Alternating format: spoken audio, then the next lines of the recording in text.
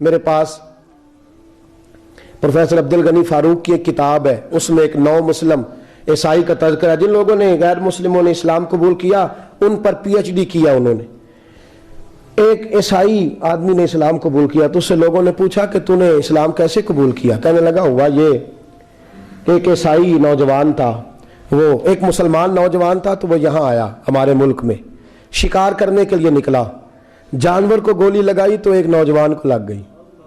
اب وہ چاہتا تو بھاگ بھی جاتا، لیکن وہ بچہ اٹھایا اس نے، اس کا گھر معلوم کیا، گھر گیا، گھر والوں کو بتایا کہ مجھ سے غلطی ہو گئی۔ کہنے لگا نہیں، تو نے جان بوجھ کے مارا ہے۔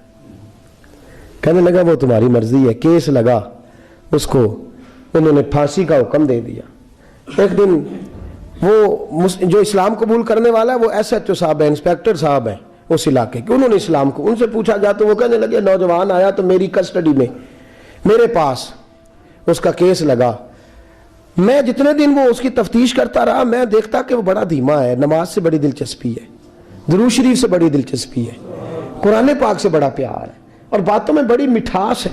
اور کہتے ہیں جب میں نے اس کو کہا ایک دن کہ یار تو بھاگ جاتا، تجھے کیا ضرورت پڑی تھی مصیبت کو گلے ڈالنے کی؟ مجھے پتا ہے تجھے غلطی سے ہوا، تو پہلے جانتا نہیں تیری دشمنی کیا ہوگی۔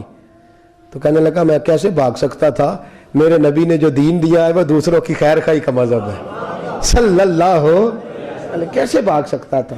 کہتے ہیں خیر سزا کا حکم تھا، جیلر اور میں دونوں اس کی دیکھ بھال کرتے۔ ایک دن ہمیں اس سے پیار ہو گیا، ایک دن کہنے لگا ایک مسئلہ ہے، اس کے تو گھر کو میں نے اجاڑا ہے، میری وجہ سے کوئی اور گھر بھی اجڑ جائیں گے۔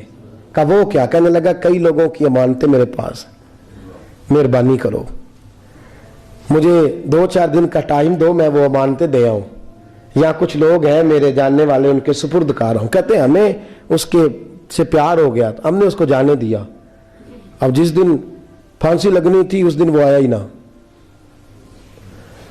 اب وہ جو قاضی صاحب تھے، جج صاحب تھے، انہوں نے کہا کہ پھانسی لگے گی اس جیلر کو جس نے جانے دیا، کہ این وہ ٹائم جب جیلر کو پھانسی لگنی تھی وہ نوجوان بھاگا ہوا واپس آ گیا، بھاگا ہوا واپس آ گیا۔ تو وہ جیلر اور وہ انسپیکٹر وہ دونوں کھڑے ہیں، کہا کیوں دیر سے آئے؟ کہنے لگا کشتی میں بیٹھا تھا، اس نے ہجکولے کھائے، لوگ ڈوب گئے، میں بچ گیا۔ کہا پھر تو کیسے آیا؟ کہنے لگا تیر رہا تھا تو بڑی مشکل سے تیرتے تیرتے سارے رستے اللہ سے دعا مانگتا ہوں، یا اللہ ایک میری وجہ سے پہلے گیا ہے، 2 اور نہیں جانے چاہیے، دعا مانگتا ہوا یہاں تک پہنچا ہوں۔ انہوں نے کہا یار تو زندگی بچا سکتا تھا، تو نے کیوں نہیں بچائی؟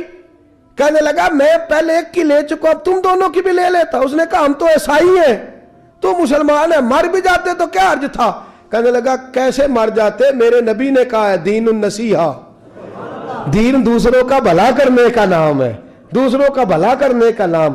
وہ اب کیا قریب اس نے بات سنائی، اس کو لٹکانے لگے تو وہ جو جلاد تھا وہ لٹکانے لگا، تو انسپیکٹر کہنے لگا اس کو رہنے دو، مجھے پھانسی دے دو۔ وہ کہنے لگا نہیں تم ان دونوں کو رہنے دو۔ جیلر کہنے لگا مجھے پھانسی دے دو۔ اب جب وہ سب لوگ کھڑے ہیں، پھانسی ہو رہی ہے، لوگوں کی آنکھوں میں آنسو ہیں، جج صاحب بھی کھڑے تھے۔ جج کہنے لگا تم تینوں چاروں کو رہنے دو، مجھے لٹکا دو اس کی جگہ پہ۔ لوگ رو رہے، تڑپ رہے، وہ بچے کے والدین بھی کھڑے تھے، وہ سارے کھڑے تھے۔ وہ جلاد جو پھانسی دیا کرتا ہے جسے کبھی رحم نہیں آتا، وہ رسی چھوڑ کے پیچھے ہو گیا۔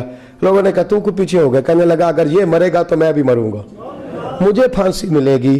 تڑپ اٹھے سارے لوگ، آنکھوں میں آنسو آئے۔